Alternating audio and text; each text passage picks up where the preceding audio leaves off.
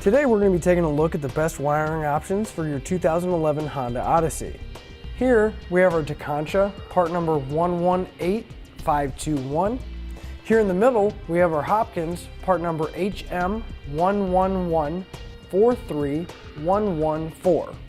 And finally, here on the end here, we have our Curt, part number C56118. Now, regardless of the kit you choose, they're all going to end up with the same. We're going to have a 4-pole flat on the inside of our vehicle, and it's going to stay there until we're ready to use it.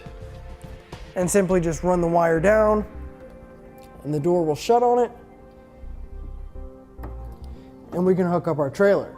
Now that we've seen the end result, why don't we take a closer look and look at some of the differences. Now, each one of these kits is going to protect your vehicle from any backfeeding from your trailer, and the way they do that is each one of these kits has a module box that's going to prevent any backfeeding or any problems on your trailer from coming back to your vehicle.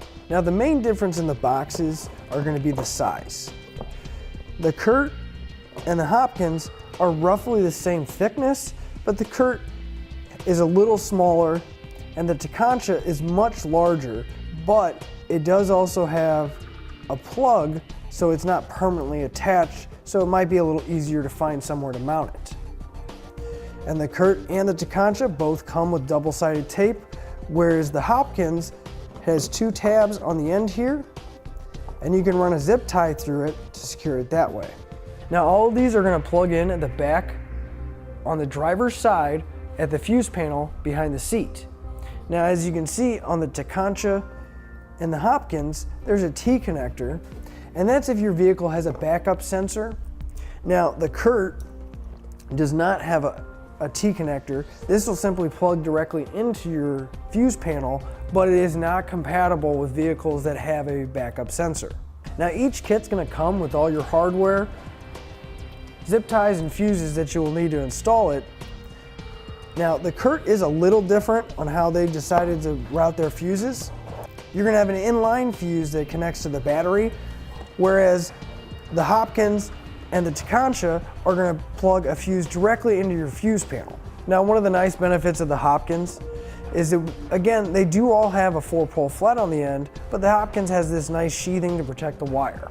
Now, one thing I do want to bring up also is that with the Curt here, on the end of our wire, we actually have 2 feet more wire than the other kits, so you're going to have a little more leeway when hooking up your trailer. And finally, one more difference between our kits is they're all going to have a protective cap for our 4-pole, but the Tekonsha here is going to be built in, whereas the Hopkins and the Curt are going to be removable and replaceable.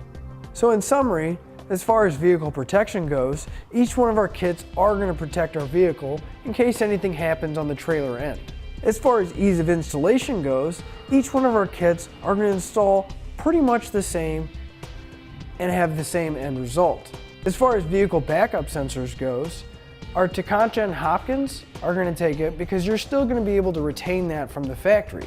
Now, the Curt, however, is not going to be compatible with it. And finally, as far as ease of use goes, I think the Curt's going to take this one just because of the extra 2 feet of wire that we have before our 4-pole. And that'll finish up our look at the best wiring options for your Honda Odyssey. Click the link below to shop, learn more, or visit us at etrailer.com.